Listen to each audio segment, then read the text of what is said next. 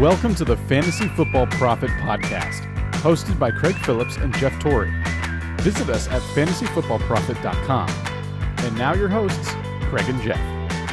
Welcome everyone to the Fantasy Football Profit Podcast. I'm Craig Phillips, joined as always by Jeff Torrey, and today we're talking Week 12 waiver wire, trying to go over the best ads for the week. But before we get into that, let's just talk quick a little bit about the Chiefs-Chargers game, which just finished up with just a really bad interception from Phillip Rivers there. He had a few of those tonight, but I mean, Chargers were in their typical down by a touchdown with the ball type thing. I mean, I swear that's every game for them, but Rivers, 4 picks tonight. He did have 353 yards, only 1 touchdown, but 4 picks. Ugly game for him. I don't know. It's been that kind of year for him, I guess. For fantasy-wise, he has not been good. I mean, 3 picks last week, 4 picks this week. I guess the bye couldn't come at a better time for him, but yeah, not good for Rivers there. No, yeah, I'm not really sure what is going on with him or the team in general. He started off okay, but yeah, the last 3-4 weeks he has been very bad. And I mean, he played bad. You can't explain away 4 interceptions, but I do understand like where they came from. One of them was just, whatever, bad. One of them was essentially a punt. Yeah, exactly. One was deep. Like, you're trying to make something happen. At the end of the game, you have to force it into the end zone. And the other one, Matthew, just played him like a fiddle. It was a great interception by him.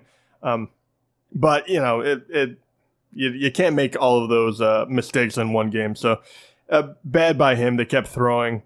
Melvin Gordon, he looked good. He's back. He didn't get a touchdown. He gave him 14 carries. Obviously, they started being down and throwing the ball a ton. But, almost 5 yards per carry. He looked good again. And then Austin Eckler, in order to spell him, he looked good as well, especially on the receiving aspect. If you keep playing him, you're looking really good because he was targeted 11 times, turned that into 8 catches for 108 yards. No touchdowns for either of the running backs, but I thought they both looked good, even though you wish that Melvin Gordon would get a little more production. Yeah, I mean, you wish he'd do a few more carries, but he looked good. Eckler looked good with receiving. I mean, even Keenan Allen looked better today. Got himself a touchdown. Hunter Henry, I thought, looked pretty solid. I mean, overall, the skill position players are good. Yeah, and Mike Williams, I wish he would just get going because every once in a while he'll flash. He had that huge catch at the end where you're like, why don't you do that all the time? Right. I mean, unfortunately, that kind of saved your game, honestly, if you were playing him. But, top 4 guys did well catching the ball. Melvin Gordon was a fine play as well. So even though they didn't look particularly great, you had quite a few people that, made you happy enough. And then I guess for the Chiefs, the other side of things here is that was not a typical Patrick Mahomes game for you. Only 182 yards passing, 1 touchdown, 1 pick. He did run for 59 to make it a little better of a game, but it was just not a very good game for him. But Tyreek Hill got hurt. That has something to do with the running game was non-existent after Damian Williams got hurt. Sean McCoy went out. It's just a tough game for them. They get the win, but not great for Mahomes, but Kelsey was great, again, like normal. But that was about it. That was really about it for him. Yeah. I like Mahomes in standard scoring. I think he got just a tad bit above 17 points. It's pretty impressive when that's a crap game for you. Right, But yeah, he saved it with the rushing, which he doesn't always do. But, it kind of does show you how useful Tyreek Hill is. I mean, the guy has been lighting it on fire, and then without him, Kelsey owners must have enjoyed it a little more because he got 10 targets, which was great to see. What did you make of the Darrell Williams to LaShawn McCoy snap count? Well, I mean, most of it there was after McCoy went out a little bit with Darrell Williams came in, but I mean, McCoy still, even with Damian out, it's not like he only had 7 carries before he went out. That's not a lot. It's just I don't know what's going to happen. They have a bye week, though. And then, so Damian's going to, I don't know what's going to happen. anymore. Damian will be back. LaShawn will be back. Darrell Williams will be. They'll all be out there. Who knows? This is man, I can't trust that battle. No, I wouldn't want to play anybody in the backfield. Honestly, I thought we were getting to the spot where Damian Williams was all of a sudden the guy, and I mean the injury hurt that, but it was not even like he was that good. Man, I don't know what to think about this. I truly don't either. I mean, I really don't. Yeah, not at all. I mean, and then Darrell really did get more work than him, but yeah, I don't know. Yeah, I mean, yeah, he got 11. But Darrell, I mean, it's not like he looked great with it though. No, I mean, he really didn't. And that's the thing. I mean, if I was going to say who looked the best, it'd be maybe LaShawn McCoy by a little bit. But that is, I mean, take away his, 60-yard touchdown run, and you don't know. He had one really good run that he actually fumbled it and recovered himself, though. That looked like LaShawn McCoy of old. That the way, the moves he made on that looked awesome. But yeah, just, no. It's just an odd game. Maybe it's playing in Mexico City is part of it. Maybe we'll just forget about this one. And it doesn't really translate. But how about we move over, I guess, talk about a little bit of waiver wire here for a bit. We have a few players we can talk about, which on our list, as always, we just bring up players that are either 40% owned or less in ESPN League. So it kind of limits it a little bit. So it kind of takes away Darius Geis this week. So we don't need to talk about him anyway. We've talked about him forever. He's over 40% now, so he's not going to make our list. But I had this depends on what you need, running back or wide receiver. But wide receiver wise, I think there's a few options. I put Deebo Samuel as my number one ad for the week. I think he's been great for 2 weeks in a row, and I think he needs to be picked up and put on your team. Probably started, honestly, at this point. I feel pretty decent about him. Yeah, I'm right there with you. He has impressed. And he was a little up and down through the first 7 weeks. Obviously, a bye was in there. He didn't play. He got injured. But the last 4 games, especially with what looks like better quarterback play out of San Fran, and maybe it's just because they couldn't run it down everyone's throat the last couple games, but the numbers have been very, very solid. And remember when I tell you these numbers, which is 10.8, this is standard scoring. 10.8, 4, 11.2, and 13.4. That is doing all of that with only scoring 1 touchdown.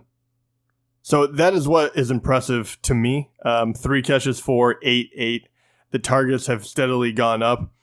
And you're absolutely going to need this guy going against the next couple teams.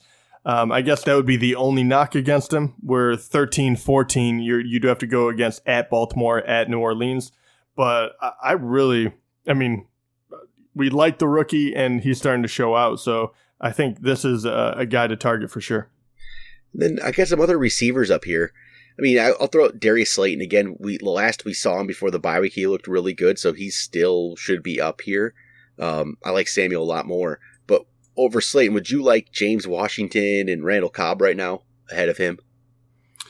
Yeah, I would. I would probably. I'd probably go with Cobb right now. I'd probably just ride the hot hand. And, I'd probably wait. That's a hard one because week 12 is against New England. Otherwise, I would definitely go Cobb. But, I just don't trust Slayton. I don't know why. Maybe I have blinders on. But I feel like he's had 2 giant games.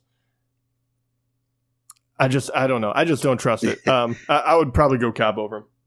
Yeah, I know what you mean. I'm kind of feeling similar to that, where I would rather have those guys over. And James Washington, especially if Juju and Deontay Johnson are out. I mean, who are they going to throw the ball to? Has to be Washington. Slayton, there's something about, maybe it's the team, maybe, and really he's only had a couple good games, one really big game, but not over, a long period of time yet. Yeah, and really the one big game, he had 2, right? One, he only got 5 targets. He turned 2 catches into 2 touchdowns. Obviously, that cannot continue. And when he went against the New York Jets is when he had his other big one, and he was targeted 14 times, which the other one when he was targeted the most was 8, and he turned that into 3 catches. He turned 14 into 10. Everything just looks like an anomaly to me from the stat line. Good for him if he does it again against Chicago or any form of this, where he gets, 7 catches or something like that. maybe I'll start thinking that this is something that he can sustain. But until I see that, I just don't trust the Giants enough. Then I guess if you're looking running back, there's not a lot of options this week, but I would say one of them is probably going to be Jonathan Williams from the Colts. So Marlon Mack's going to be out this Thursday. Jordan Wilkins, who was another option there, looks like he's not going to be playing most likely. So it's really Jonathan Williams, Naheem Hines. Try to figure out how that plays out. I mean, Williams looked good when he came in. You probably just, it's kind of in the same, though, similar vein as Brian Hill last week. You know what I mean? It's that same similar situation, which you might just take the chance if you need a running back and throw him in your lineup, and maybe good things happen. No guarantee. We don't know enough about him right now, but it's worth a shot. I don't really have other great options this week. Yeah, I mean, I wish I had more to tell you, but I really don't. I actually think I'm blanking on who you said. Actually, I just don't want to repeat. But Jonathan Williams. Okay, Hines. Thank you. Yeah, okay. Yeah. The one guy, and I feel like a homer for even bringing him up, but I think because they're going against Washington, if you're desperate for a running back, J.D. McKissick out of Detroit is somewhat interesting, just because that backfield is kind of iffy, and he has the ability to catch the ball as well. Last 3 games hasn't been anything spectacular, 13.2, 5.5, 5.3, but you're going to go against a Washington team that just got absolutely scorched last week. So if you're in a desperate need, his name would kind of come up. But similar situation is Bo Scarborough, though, I guess. He had a lot of carries last week. I mean, that's an interesting guy to bring up too, because I don't personally think that the Detroit running game is going to do a lot by his own, and I like McKissick because he can do both. But at the same time, Bo Scarborough was a big name coming out of college. He was a big-time recruit, went to Alabama, and for whatever reason just kind of fell out of, he was in Dallas before this, correct? So, yeah. You're backing up Zeke. I mean, there was not a whole lot of room for you to get playing time. All of a sudden, he comes to Detroit. It's kind of an interesting one where a guy with a lot of talent gets the opportunity to play. Can he make the most of it? He looked okay. Like I'm interested to see if he can kind of build on that. Yeah, it depends on your situation. If you've been hit with injuries, you just take that chance and throw somebody like him in the lineup. Maybe. I mean, would you rather? I mean, that's the problem. Okay, would you rather have him, or are you taking a chance with? I don't know. I mean, who else even? That's the thing. If you're looking at waiver wire, who else even are you throwing in honestly, there? if I'm Kalen, on waiver, Ballage, right? Blanche, if I'm on the waiver wire, and there's 2 ways in my mind, I'm looking, and we've said it how many times, but I'm either going for I need to play someone, and I'm taking one of these guys I'm talking about, or I'm saying I know we're going down the stretch. I'm going into the playoff race, trying to get into the playoffs, and I'm going for that lottery ticket because I'm like, no, I might as well throw someone on the end of my bench. I'm probably more likely to do that. And I'm talking about the guys that we keep talking about that it feels like no one is doing. But Gus Edwards and Madison are 2 guys that I think are just, if something did happen, those are the game changers. And Tony Pollard. Like, there's 3 guys out there that most leagues you can get. And I just don't know why more people aren't throwing them on the bench, because that is a difference maker to the nth degree. Those would legitimately help you win a title if that happens. And on this week's list, which will be up on Instagram, those 3 guys are at the last 3 guys on my list. It's just you have to keep putting their names out there. It's just like they're not getting picked up enough. And they should, and you don't know what they're going to actually do. I mean, Gus Edwards had a big game, but do I expect that every week? No. Pollard had a big game too, actually, but I don't expect that to happen a lot. And it's not so much for that. It's so much just to protect yourself. And heaven forbid you do have Zeke, Cook, or Ingram. Shame on you if you don't already have their backup. Yeah. You just need to go get those guys. They need to be picked up. And then, there's not a lot of other the running back wise. That's it for me. There's nobody else. I don't really think there's any. I mean, receivers.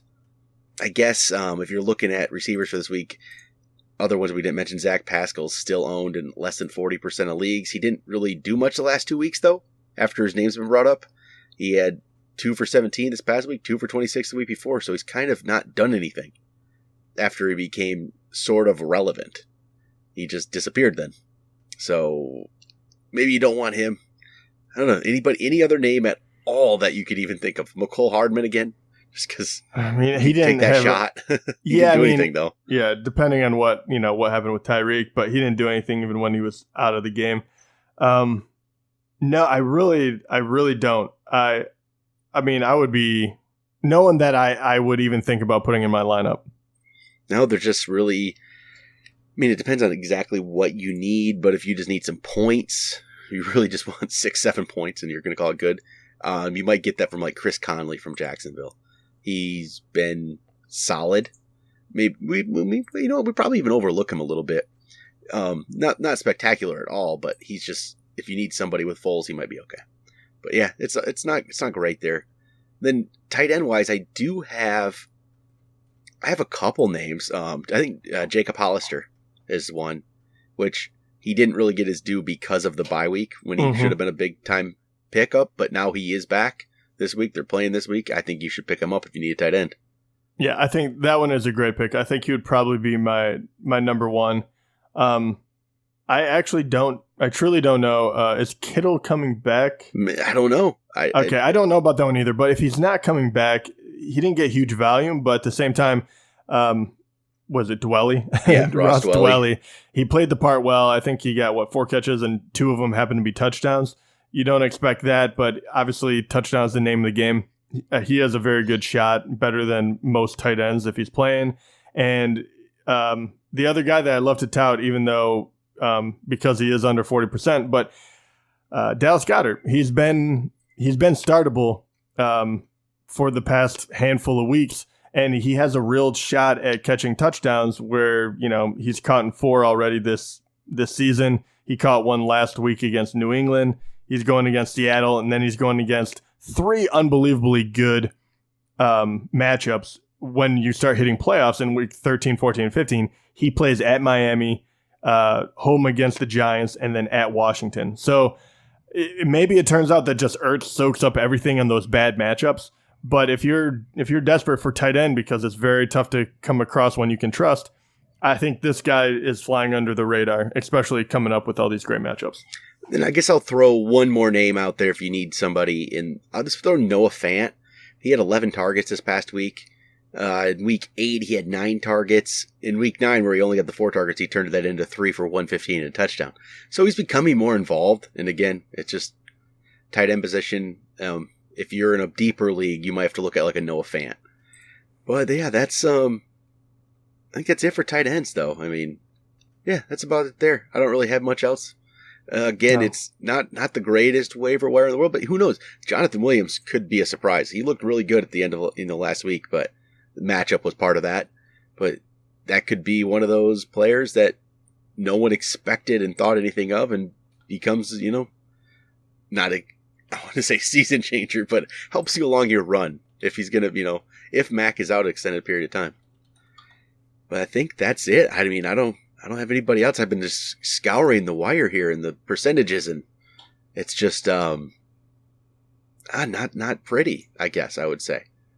I guess, okay, how about streaming quarterback? Anything that is at all there? Let me throw some of these names out here and some matchups. See if you're desperate here in week 12 and you need to start a quarterback. Let's see what I got here. Baker Mayfield playing against the Dolphins. Yeah, actually, against the Dolphins, I would be okay with that. And he's had we were just kind of how bad he was earlier the year. The last 3 weeks, 25.8, 21.6, 19.1. Yeah, it's gone the other way around. I do have to say his numbers have improved drastically from what they were, but he hasn't made any of those look easy. No, that's true. But against Miami, that kind of cures everything. Like, you're about to hit Miami and you're going to hit Cincinnati, not back to back, but in 12 and 14. So he's playable in those good matchups. So how about Jacoby Brissett? He's owned in 50% of leagues right now, but for a streaming option this week, it's possible he's there, and he's playing against Houston. Last time against Houston, he threw for 326 yards and 4 touchdowns. In his last match. And look at Houston just let Lamar Jackson do to them. Yeah, exactly. And I'm actually high on Brissett. I don't think he's ever going to be a marquee name, but I've been able to get him because he flies under the radar. And in the first 4 games of the season, not to mention you pepper in other games when he wasn't hurt, and he's been very surprising. Like, you can almost count on getting over 20 points, even against Jacksonville last week when they just ran all over him. He got you 17. That was coming off of injury. So I think Houston is a great matchup for him as well. And then even there's Sam Darnold playing against Oakland. Darnold's been good for 2 weeks now. I think there's actually some streaming options this week. Yeah, I very much agree with that. How do you? I don't know how I feel about Darnold, to be honest. He has had 2 great weeks in a row. He'd be the bottom of these options for me. Like, I would actually trust Baker over Darnold.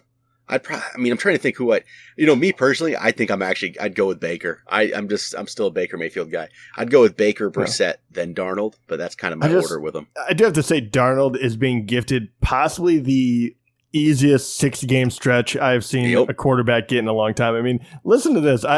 This made me giggle when I actually saw this, and I was like, for the love of God, if this was, and not bagging on Darnold, but if this was another quarterback, like if Mahomes got this lineup in a row, it would just be anarchy because you would win every game as a fantasy player. But Miami, then the Giants, Washington, Oakland, Cincinnati, and back to Miami. It's like, oh my gosh, when Oakland is the epitome of your tough game, give me a break. I mean, that's crazy. Yeah, and I guess the other person that I do want to bring up is Nick Foles. Obviously they didn't look great as a team. They got kind of torched, but he got over 20 yards, 296 yards throwing, 2 touchdowns, 1 interception. He looked pretty good as far as coming off of a long injury. I thought maybe he'd be more rusty. He's at Tennessee, but what do you think about him? I mean, I think he'll probably be okay. I still like the other options better than him. But I mean, I think he'll be fine. I don't see him 15 to 20. They can get you probably in that range. And sometimes you feel okay with that, but I'd rather take the other options over Foles right now. Just it'd probably be okay. Okay. I don't think he's gonna hurt your week though. Honestly, I don't think he's gonna screw you over because just as long as you know what you're getting, don't expect too much, right? And then I'm trying to see if there's any defensive plays this week that we're not thinking of, but I don't know. It's really not. Browns are one of the lower teams playing against Miami, but Miami hasn't been they haven't been what they were at the beginning of the year. I'll say that. You know what I mean? Yeah, they haven't just gotten out of the way of they're not good, let them score. Yeah, they're not just letting teams completely destroy them. The options aren't great if you're looking at 50% and under, because that would mean teams like throwing out some teams here about 50% under would be Panthers against Saints, and you're not going to do that because that would be a bad option for you. Right. We got Jets playing Oakland, probably not doing that. Redskins playing Detroit, probably not going to do that. Eagles playing against Seattle, don't want that one. Titans playing Jacksonville, maybe. Out of the options so far, Raiders at Jets, that's maybe one. Browns at Miami. Browns at Miami is probably the best option here. Lions at Washington, maybe you do that one. Man, it's not good, is it? No, I don't know. There's not a clear-cut winner in my head. No, there's not at all. I would probably play the Lions and hope they get that defense figured out. If you're looking at these, but no, nothing great. There's not a great streaming option for next week, though. There is some options next week if you're looking ahead already for week 13. Go pick up. Here's one for that hasn't been maybe great this year, but has a good defensive schedule here. Your schedule coming up. So Eagles in week 13, Miami. Week 14, the Giants. Week 15, Redskins. Could be a good playoff defense there for you. If you're been streaming all year and you really don't have anybody at this point, I think that's a pretty solid D to pick up. But all right, I think that's it for me for waiver wire. I think we stretched as much as we possibly could out of this week waiver wire. Not much more to do with that one, but all right, that'll be it. We'll talk to you guys tomorrow.